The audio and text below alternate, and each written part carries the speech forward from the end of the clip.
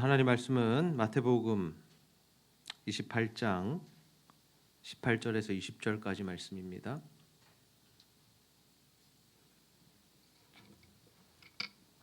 마태복음 28장 18절에서 20절까지 말씀 우리 한 절씩 교독하여 읽도록 하겠습니다. 예수께서 나와 말씀하여 이르시되 하늘과 땅의 모든 권세를 내게 주셨으니 그러므로 너희는 가서 모든 민족을 제자로 삼아 아버지와 아들과 성령의 이름으로 세례를 베풀고 함께 읽습니다. 내가 내가 너희에게 너희에게 분부한 분부한 모든 모든 것을 것을 가르쳐 가르쳐 지키게 지키게 하라. 하라. 볼지어다 볼지어다 내가 세상 끝날까지 너희와 항상 함께 있으리라 하시니라. 아멘. 네, 오늘도 하나님 예배하기 위해 이 자리에 나온 우리 형제 자매들 성도님들을 환영하며 축복합니다. 우리 옆 사람과 한번 인사하겠습니다. 사명을 이루어 갑시다. 우리가 항상 연말 연시가 되면 우리의 사명에 대해서 다시 한번 생각해 보게 됩니다. 우리는 왜 사는지, 우리는 왜 예수를 믿는지, 우리 신앙생활은 어떠해야 하는지, 더 나아가서 우리는 과연 앞으로 어떤 삶을 살아야 하는지 이런 질문들을 스스로 던져보게 되죠. 사명이 무엇인지를 알 때 사람들은 자신의 인생을 제대로 살아갈 수 있습니다. 우리가 사명이 무엇인지를 알아야 시간을 허비하지 않고 또 우리가 여러 가지 이 엉뚱한 일에 힘을 쏟지 않고 정말 하나님이 기뻐하시는 일을 감당하는 인생이 될 수가 있다라는 거죠. 그래서 우리가 자신의 사명이 무엇인지를 아는 것이 참 중요합니다. 여러분에게는 어떤 사명이 있으십니까? 여러분 이 땅을 살아가면서 무엇을 이루고자 하는 그 목표와 목적을 가지고 살아가고 있으신가요? 자신의 사명을 아는 자들은 웬만한 어려움 또는 고난 또는 유혹, 시험이 와도 그것에 넘어지지 않습니다. 힘들어하지 않습니다. 그러나 이 사명을 잃은 사람들, 아니 사명이 없는 사람들, 인생의 목적과 이유가 없는 사람들은 조금만 어려워도 힘들어하고 어려워하고 죽고 싶어하고 정말 이 세상에서의 삶을 마무리하고 싶어하죠. 그다음에 여러분 오늘 우리가 살펴볼 바는 무엇이냐면 과연 하나님께서 우리에게 주신 사명은 뭐냐라는 거죠. 하나님께서 우리를 불러주신 이유가 뭘까? 그리고 이 코로나 시대에 하나님께서는 우리가 그 사명을 어떻게 이루어 가기를 원하실까요? 여러분 코로나 상황이 점점 더 안 좋아지고 있습니다. 특별히 제가 관심을 가지고 살아가는 것은 아니지만 뉴스만 봐도 기사만 봐도 확진자가 매일 500명이 넘는다라고 해요. 부산에도 많은 사람들이 확진되고 있고 이 주변에도 이 금정구에도 확진자들이 발생을 했죠. 우리 교회 성도들 중에도 이 확진자는 아니지만 확진자와 동선이 겹쳐서 2주 동안 자가격리하는 성도님도 계시고 오늘 아침에도 제가 2통의 전화를 받았는데 우리 집사님들이 이 몸이 좋지 않다고 또 한 분은 열이 조금 나는데 우리가 감기 걸러도 열나지 않습니까? 그러나 이 코로나 시대는 열나면 본인이 이제 교회 나오기가 힘들고 혹시나 하는 마음에 그렇게 집에서 예배를 드리겠다라는 전화를 받았습니다. 이게요 몇 달 전에만 해도 다른 사람 이야기였고 수도권 이야기였고 다른 나라 이야기였는데 최근에 이르러서는 우리 이야기, 우리 교회 이야기, 우리 가족 이야기, 우리 학교 이야기가 되었죠.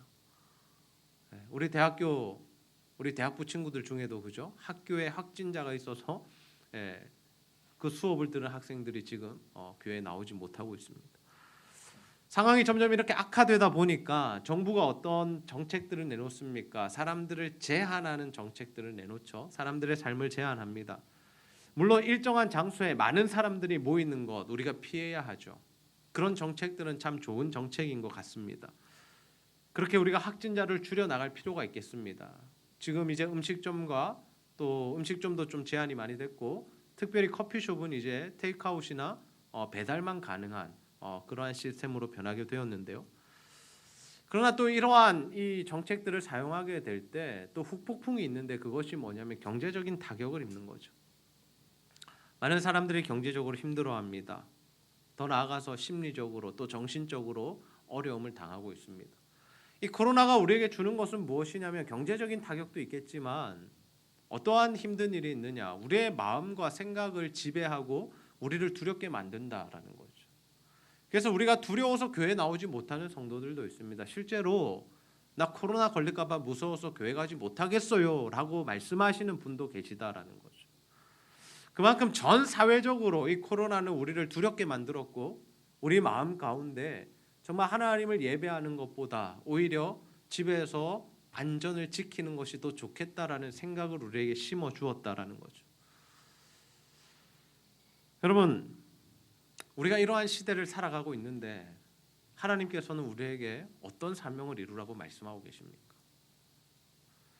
마태복음 28장 18절에서 20절 한번 봅시다. 예수께서 나와 말씀하여 이르시되 하늘과 땅의 모든 권세를 내게 주셨으니, 예수님께서 말씀하신 겁니다. 하늘과 땅의 모든 권세를 하나님 아버지께서 나에게 주셨다. 내가 그 권세와 힘과 능력을 가지고 있다라는 거죠. 그러면서 제자들에게 주시는 말씀이 뭐냐면 우리 19절과 20절 상반절까지 함께 한번 읽어봅시다. 시작. 그러므로 너희는 가서 모든 민족을 제자로 삼아 아버지와 아들과 성령의 이름으로 세례를 베풀고 내가 너희에게 분부한 모든 것을 가르쳐 지키게 하라. 아멘.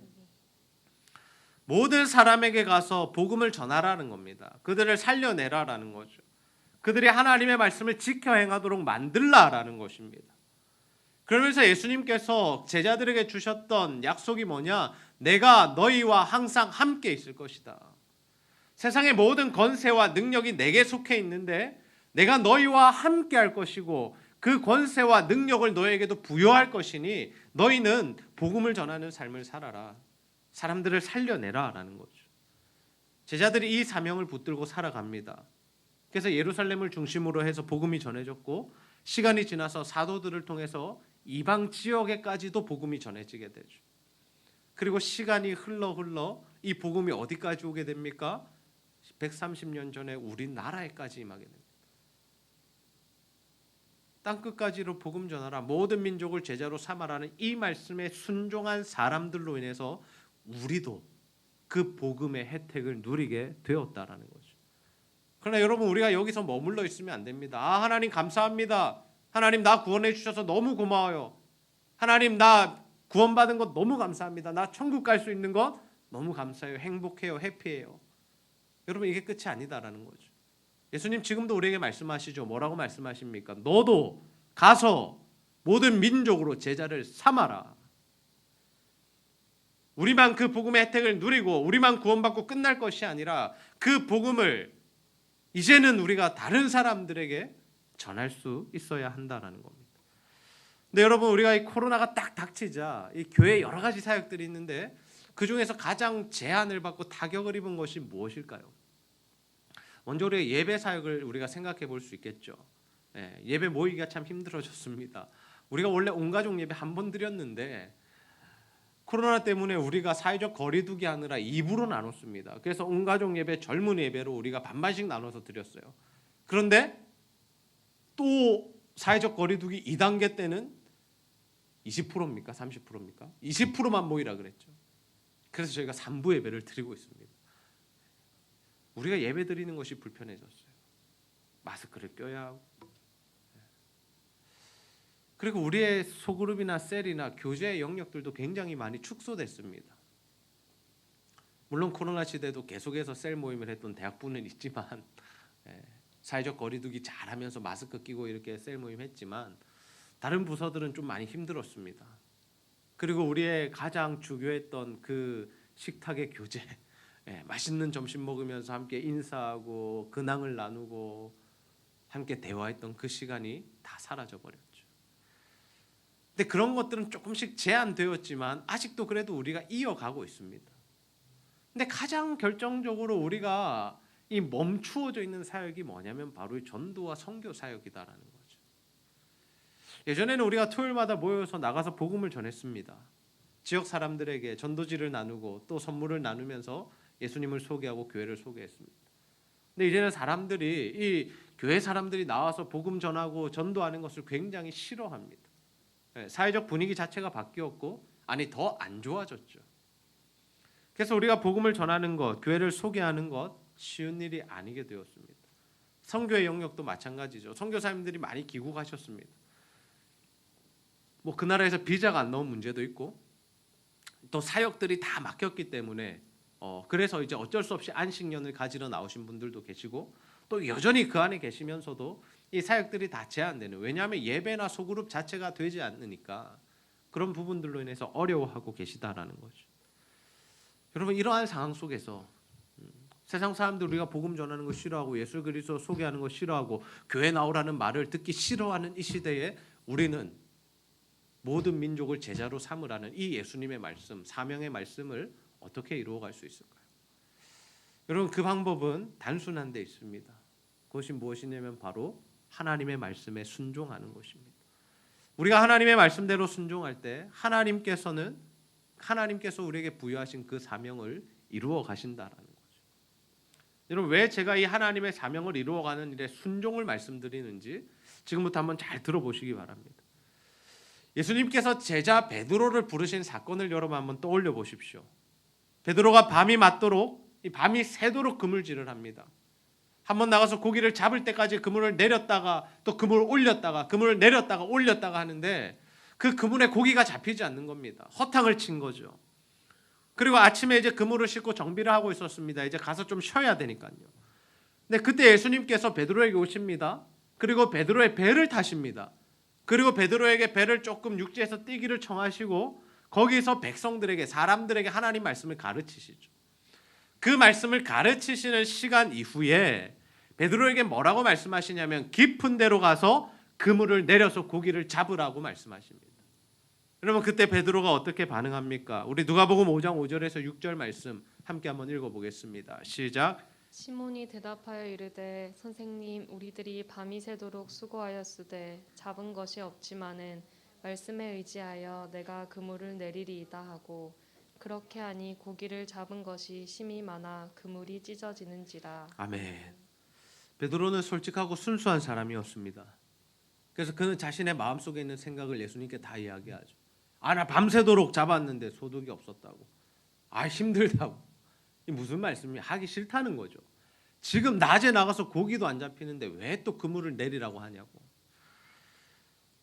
그런데 이 베드로가 어떤 일이 있었습니까? 이 예수님께서 이 말씀하시기 전에 예수님께서 자신의 배에서 백성들을 향해서, 사람들을 향해서 선포하시는 그 하나님의 말씀을 들었다라는 거죠. 그리고 그 말씀을 듣고 나서 이 예수님의 말씀을 들을 때 베드로의 마음 가운데 순종해야겠다, 주님 말씀 들어야겠다라는 마음이 생겼다라는 거죠. 그래서 오늘 말씀 보시면 이렇게 표현합니다. 주의 말씀에 의지하여 내가 그물을 내리리이다. 내가 잡은 것 없고 소득 없고 허탕치고 왔고 지금 나가면 안 잡히는 것도 내가 알고 있지만 주님 말씀 의지해서 주님 말씀하시니까 내가 그 말씀에 한번 순종해 볼게요. 말씀하시니까 내가 한번 가보겠습니다. 그물 한번 내려보겠습니다. 그리고 깊은 데로 가서 그물을 내렸는데 어떤 일이 발생합니까? 고기가 심이 많아 그물이 찢어지는지라. 배 한 대로 그 고기를 끌고 올 수 없어 옆에 있는 배를 불러서 두 대가 같이 배에 가득 고기가 차도록 그렇게 만선을 이루고 돌아왔다는 거죠. 여러분, 여기서 베드로가 한 게 뭡니까? 여러분, 베드로가 뭐 했습니까? 그는 순종했을 뿐이죠. 그물 내리라 해서 그물 내렸을 뿐입니다.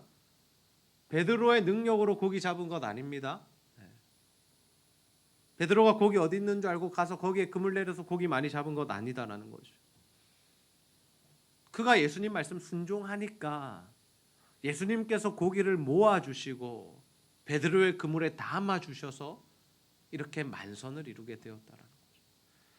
이 일을 경험한 베드로가 예수님 앞에 어떻게 반응합니까? 무릎 꿇고 엎드려서 주여 나를 떠나소서 나는 죄인으로소이다 고백합니다. 여러분, 왜 이런 반응을 했겠습니까? 베드로는 알았습니다. 이것이 사람의 힘으로 될 수 없는 일이구나. 이건 어떤 신적인 능력인 거구나. 이거는 뭔가 초월적인 사건이구나. 우리말로 해서 이거 기적이다. 지금 기적이 일어난 거죠. 그 기적을 베푸신 예수님 앞에서 자신의 모습을 돌아봅니다. 어떻습니까? 죄인이죠. 초라하죠. 더럽죠. 그래서 주님 나를 떠나세요. 나는 죄인입니다. 그 예수 그리스도의 능력과 영광에 압도되어 버린 거죠. 그때 예수님께서 베드로 책망하시거나 꾸짖지 않으시고 어떻게 하시면 그를 콜링하십니다. 나를 따르라. 이제는 내가 너를 사람을 취하게 하리라.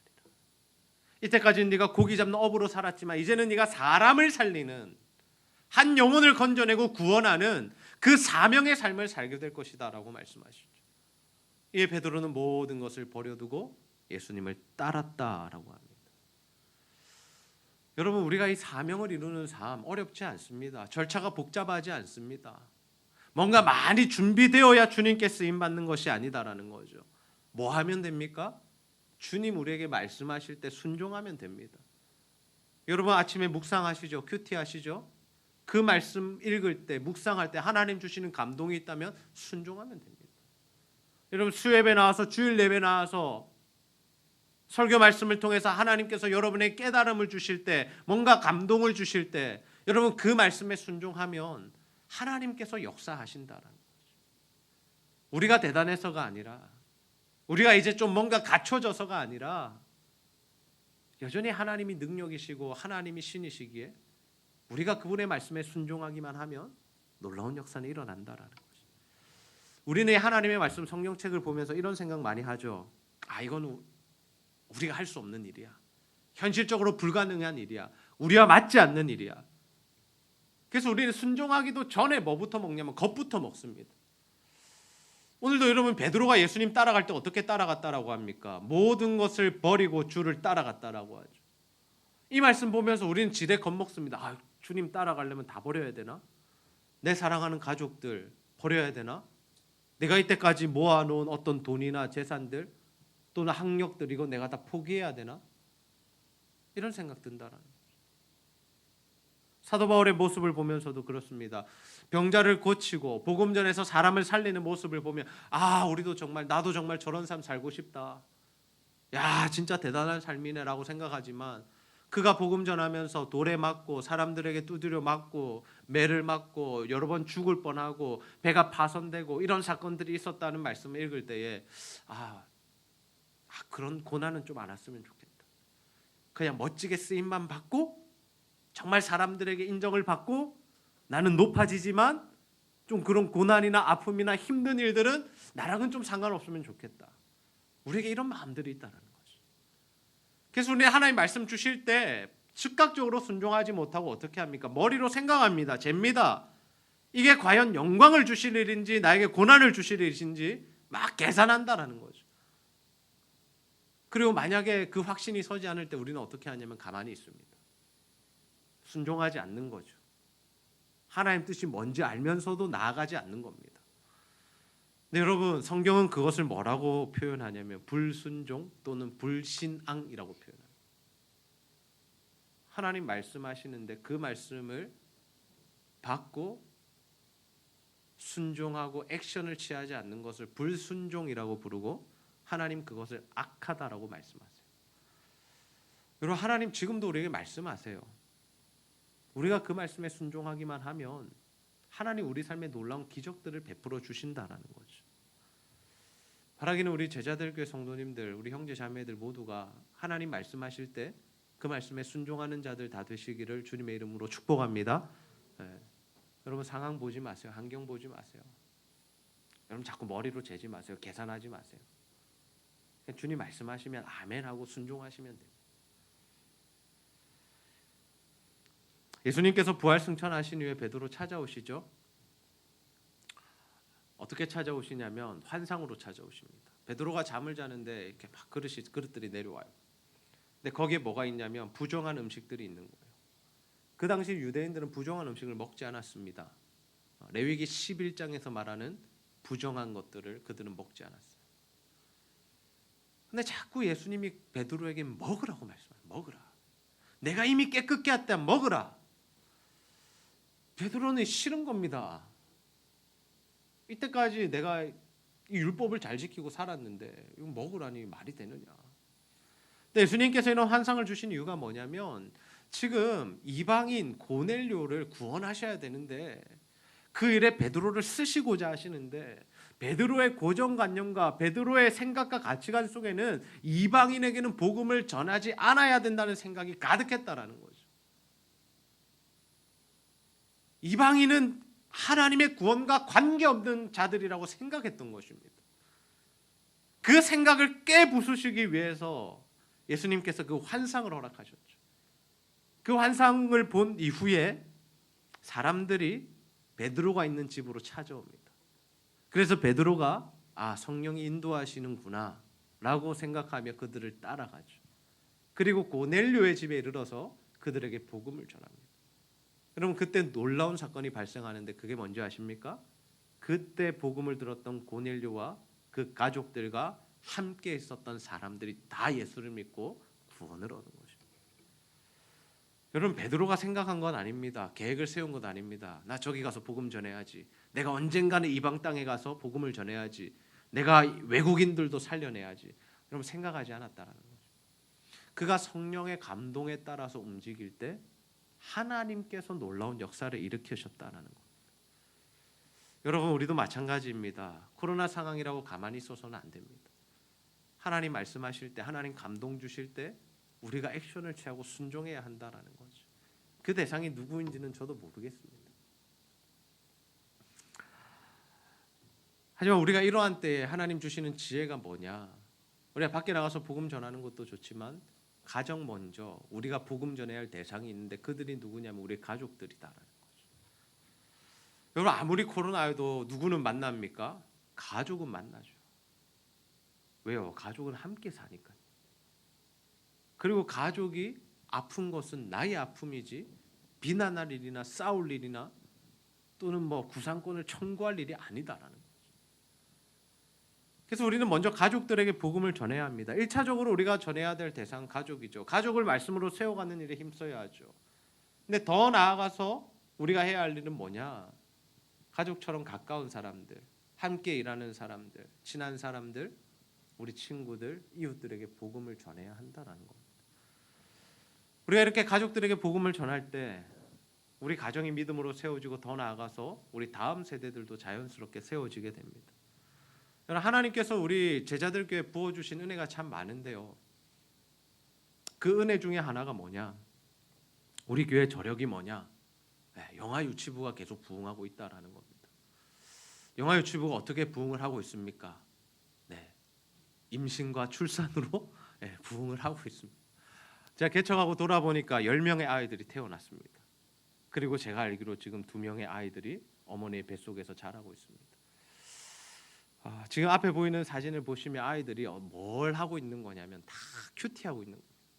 엄마 아빠랑 말씀 읽고 엄마 아빠랑 말씀 설명 듣고 같이 기도하고 또 큐티 챌린지에서 3주 동안 하나님 말씀 잘 묵상한 사람들 상도 받고 사도신경도 외워보고.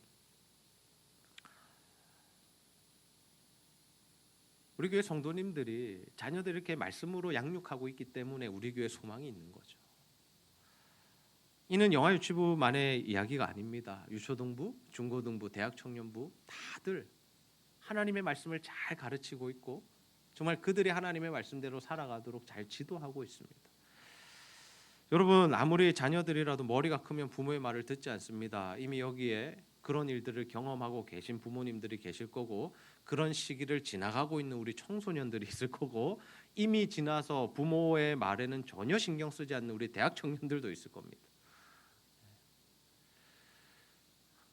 다른 부분은 몰라도 우리가 자라면서 청소년기 이상이 되면 어떤 영역에서 우리가 부모의 컨트롤을 받고 싶지 않아 하냐면 믿음의 영역, 신앙의 영역입니다.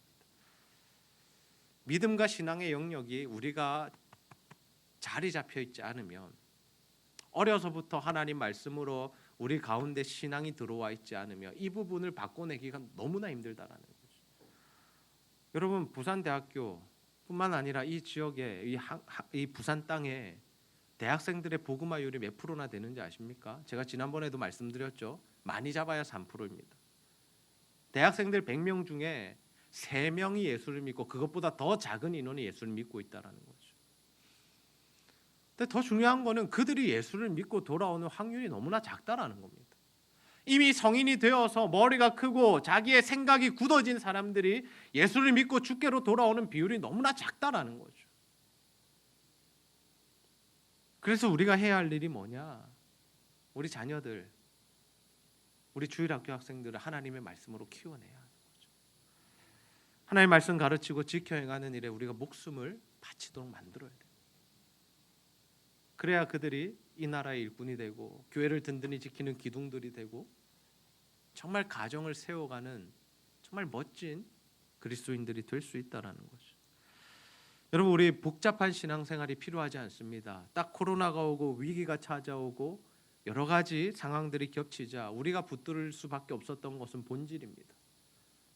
제 안에서 계속 고민했던 것은 그것입니다. 본질이 뭐냐? 우리가 예수를 믿고 신앙생활하고 우리가 교회로 모여서 함께 공동체로 예배를 드리고 있는데 본질이 뭐냐? 무엇을 붙들어야 하고 무엇을 버려야 하느냐? 우리가 어디에 힘을 쏟아야 하고 어떤 부분에서 우리가 힘을 빼야 하느냐? 우리가 어디에 목숨을 걸어야 할까? 여러분, 교회는 세련되지 않아도 됩니다. 교회는 세련되지 않아도 됩니다. 화려하지 않아도 됩니다. 뭔가 많은 것들을 갖출 필요도 없습니다. 엄청난 프로그램들이 있어야만 교회가 좋은 교회가 아니다라는 거죠. 가장 본질은 뭡니까? 여전히 말씀하시는 그 하나님의 음성을 듣고 그 말씀에 순종하는 삶을 사는 것. 그래서 우리 교회 가장 근간에 있는 기초되는 사역이 뭐냐면 묵상이다라는 거죠. 우리가 하나님의 말씀을 읽고 듣고 묵상하고 깨달아서 그 말씀대로 살아가는 것, 이것이 되면 다른 것은 필요 없다라는 거죠. 다른 사역 하지 말자는 게 아니라 그것이 되면 다른 사역들은 자연스레 되는 사역이다라는 거예요. 그러나 이것이 되지 않으면 하나님의 말씀을 듣지 못하고 하나님의 음성을 분별하지 못하고 하나님이 뭘 원하시는지 알지 못하면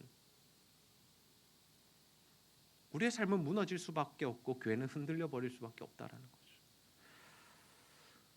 결국에 우리가 해야 할 일은 사람을 키우는 일입니다. 결국에 우리가 해야 될 일은 사람을 키우는 일이죠. 사람을 잘 키워내야 가정도 살고 교회도 살고 나라도 삽니다.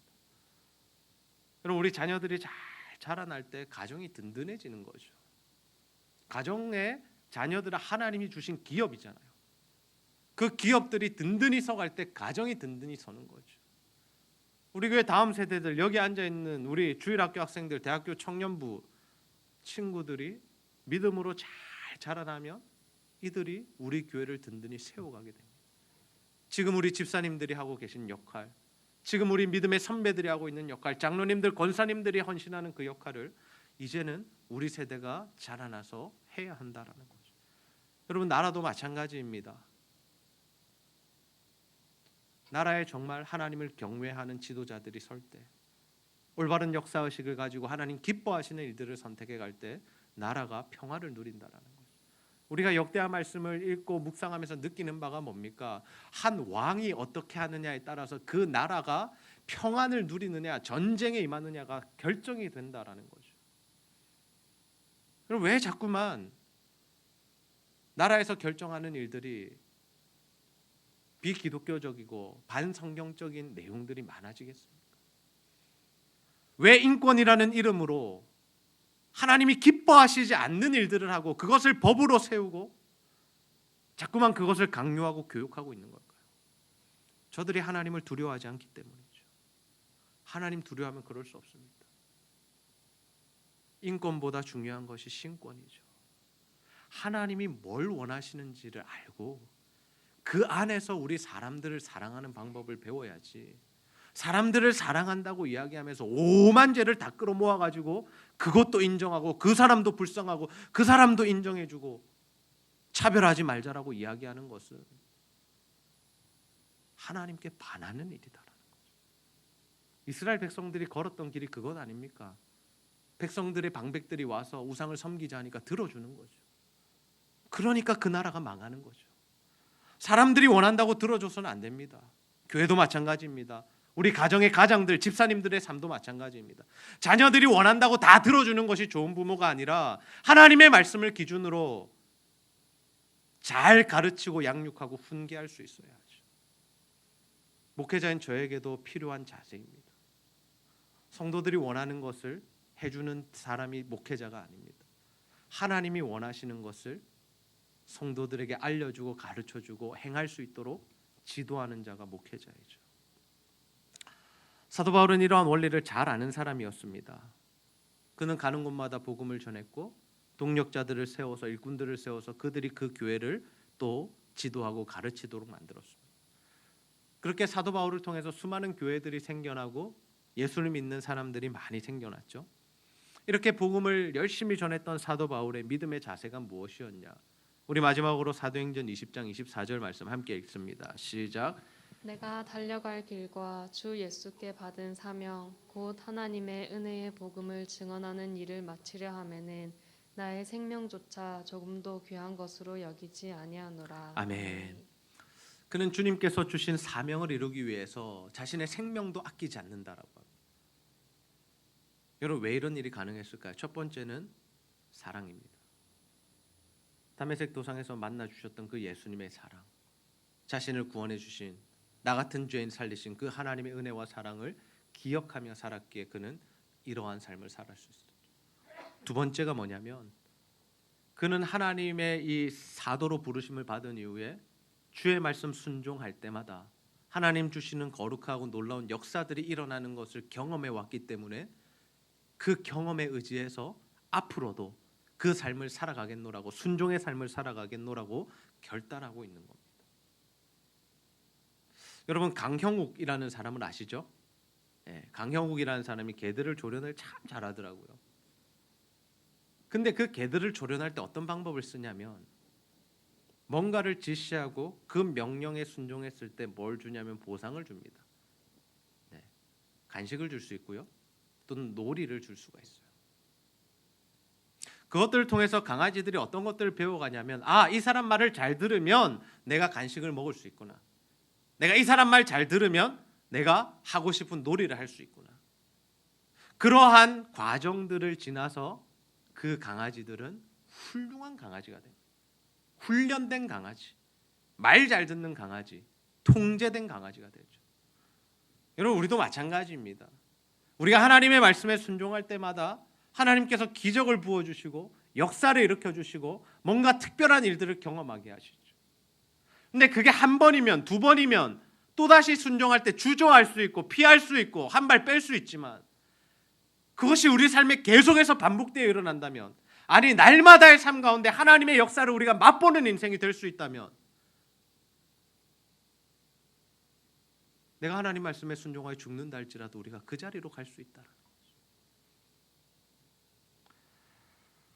저는 우리 제자들교회 성도님 모두에게 이러한 믿음의 자세, 믿음의 각오가 있으시기를 주님의 이름으로 축복합니다. 우리 코로나로 2021년 사역이 참 힘들게 시작됩니다. 언제 끝날지 모르겠습니다. 백신이 나오면 끝난다고요? 그 다음 바이러스 오면 또 2년 걸릴 텐데요. 우리는 이제 자유롭지 않습니다. 건강의 문제, 생명의 문제, 전염병의 문제로 우리는 자유할 수 없습니다. 그러나 우리 안에 있는 확신은 무엇입니까? 예수를 믿는 우리들에게 반드시 있어야 할 확신은 뭐냐? 이 상황과 환경을 뛰어넘어서 역사하시는 하나님, 우리의 생명을 책임지시고 우리의 건강을 지키시는 그 하나님, 우리 교회를 통하여 여전히 복음의 사명을 이루어가기 원하시는 그 하나님, 그 하나님께서 우리와 함께하고 계시다는 사실을 여러분 믿으시기를 바랍니다. 하나님 여전히 우리에게 복음 전하라는, 제자를 삼으라는 사명을 주시죠. 이 사명에는 변화가 없습니다. 예수님의 제자들 때나 종교개혁 시대 때나 지금이나 앞으로도 동일하게 이 사명은 우리 그리스도인들에게 주어진 가장 우선되는 사명이죠. 우리가 이 사명을 이루어가는 방법은 무엇입니까? 주의 말씀에 순종하는 겁니다. 작은 것부터 순종하는 겁니다. 말씀 주실 때 순종하는 겁니다. 머리로 계산하지 않고 재지 않고 내 경험 내 판단으로 하나님의 말씀을 제거하지 않고 주님 말씀하셨습니까? 아멘입니다. 순종합니다. 우리가 그 자리로 나갈 때 하나님께서 우리의 삶 가운데 역사하신다는 것이죠. 지금도 여러분 하나님 나라는 확장되고 있습니다. 오히려 더 힘든 시국이기에 사람들에게는 주님의 복음이, 예수 그리스도의 평안이 필요한 시대입니다. 사람의 힘과 능력으로는 우리의 마음 하나까지도 우리는 제어할 수 없습니다. 두려움에 빠지게 되면 우리가 그것을 헤어나오기가 힘들다라는 거죠. 그러나 우리가 예수 그리스도를 만나게 될 때, 예수 그리스도의 십자가 복음을 붙들게 될 때 우리 마음 가운데 진정한 평안, 하나님 주시는 생명의 평안이 임하게 될 줄로 믿습니다. 여러분, 우리 가족들 복음 전해서 살려냅시다. 우리 가정을 하나님 말씀으로 믿음으로 세워갑시다. 그리고 우리 주변에 가장 친한 사람들, 가까이 있는 사람들, 지금 신음하며 고통하는 그 자들에게 주의 복음 전하여 그들을 평안케 합시다. 정말 우리가 이러한 사명을 이루는 삶을 통하여서 우리 가정을 살려내고 다음 세대를 세워가고 이 지역과 또 우리 이웃들, 죽어가는 영혼들을 살려내는 저와 여러분의 삶이 다 되시기를 주님의 이름으로 축복합니다. 우리 시간 우리를 사용하소서. 함께 찬양 부르시고 말씀 붙들고 기도하는 시간 가집니다.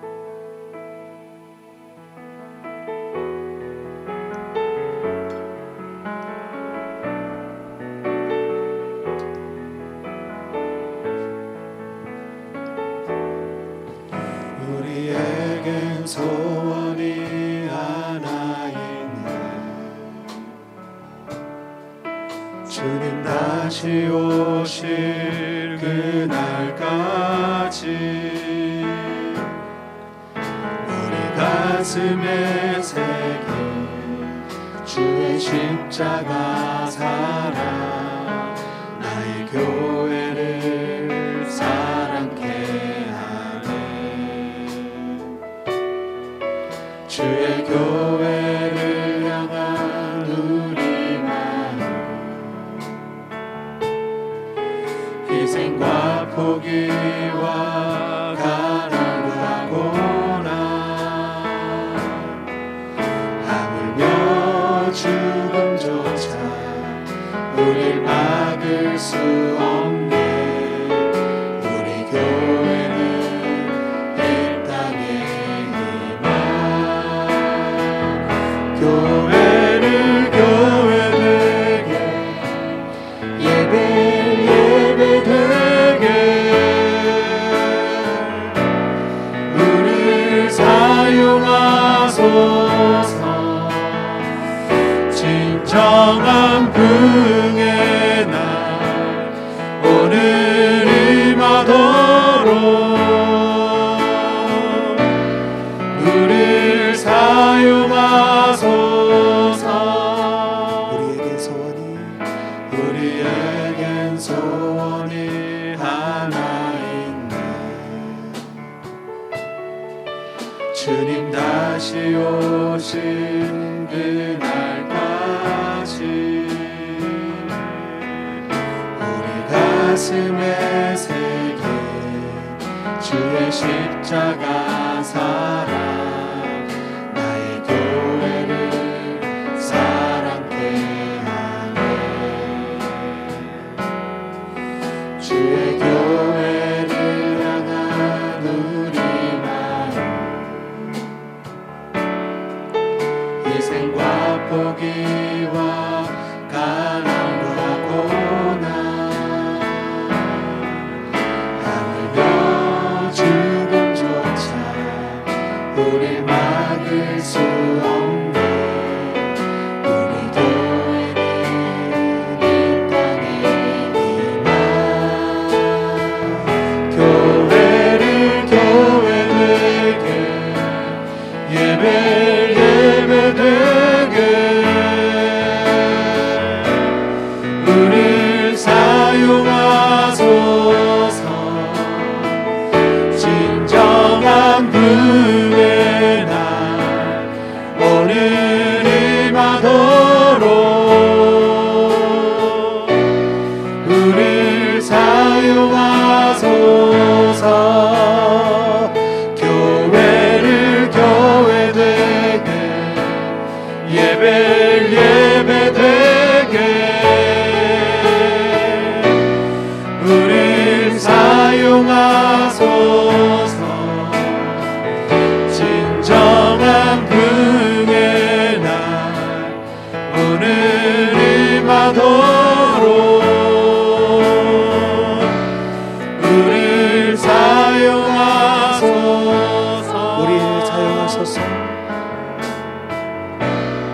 우릴 사용하소서.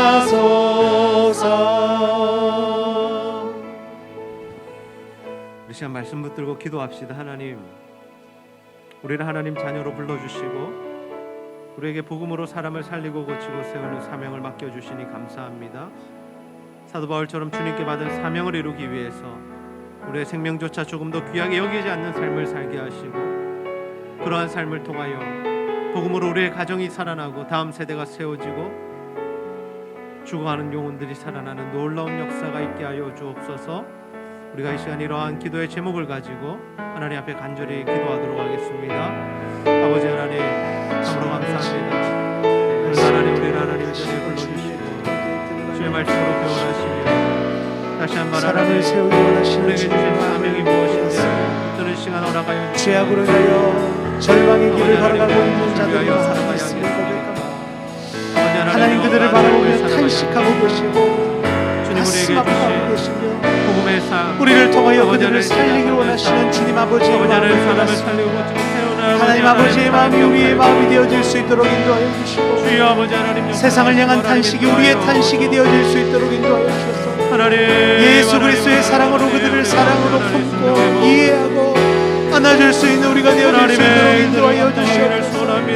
예수 그리스도의 십자가의 복음, 그 사랑의 복음을 가지고 사람을 살려내고 사람을 고쳐내고 사람을 세워가는 우리가 되어질 수 있도록 인도하여 주시고, 복음으로 우리의 가정을 세워가게 하여 주시며 복음의 능력으로 우리의 다음 세대를 세워갈 수 있도록 인도하여 주시옵소서. 진정한 주님의 제자들을 세워나갈 수 있도록 하나님 역사하여 주여 아버지 우리 모두가 이 일에 승리하기를 원합니다. 우리 모두가 이 일에 완전하기를 소망합니다. 살아가시게 하시고 하나님의 사람을 세워갈 수 있도록 아버지 하나님 주시는 평안으로 살아가기를 거짓된 세상 속에서 하나님 오염되고 변형되어지는 살아가게 삶이 하여 순결한 죄의 신으로 하나님의 은혜로 살아갈 승리하게 하여 끝까지 사랑하고 끝까지 이해하고 끝까지 섬겨나갈 수 있는 하나님의 사람을 세워갈 수 있는 주님이 도와주옵소서. 하나님 함께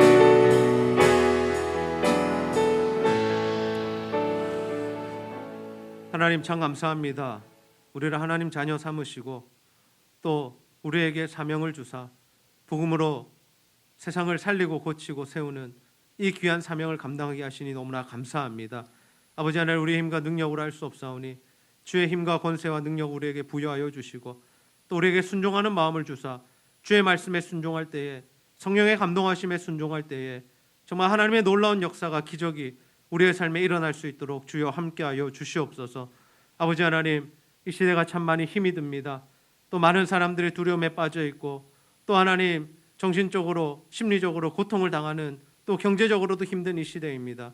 하나님, 우리를 찾아와 주시고 하나님 이 시간 우리를 만져주시고 십자가 보혈의 능력으로 우리를 깨끗게 하시며 정말 주의 능력으로 살아가는 우리 모든 형제 자매들 될 수 있도록 인도하여 주시옵소서. 주의 복음 붙들고 살아갈 때에 하나님 아버지, 정말 우리 가정이, 가족들이 살아나는 놀라운 역사 있게 하여 주시고 우리 교회 다음 세대를 세워지게 하여 주셔서 정말 하나님 나라를 든든히 세워가는 일꾼들이 많이 나올 수 있도록 주여 역사하시고 함께하여 주시옵소서. 이 시간도 영혼과 육체의 질병으로 신음하는 성도들이 있습니다. 고통하는 성도들이 있습니다. 하나님께서 이 시간 만져주시고 예수 십자가 보혈의 능력으로 깨끗하게 고쳐 주시옵소서. 하나님, 예배하기 위해 나온 모든 성도들 은혜를 더하시고 하나님과 교회와 성도를 사랑하는 마음으로 드리는 모든 물질과 헌신 주여 기쁘게 받으시고 배로 갚아 주시옵소서. 감사드리며 예수님의 이름으로 기도하옵나이다. 아멘.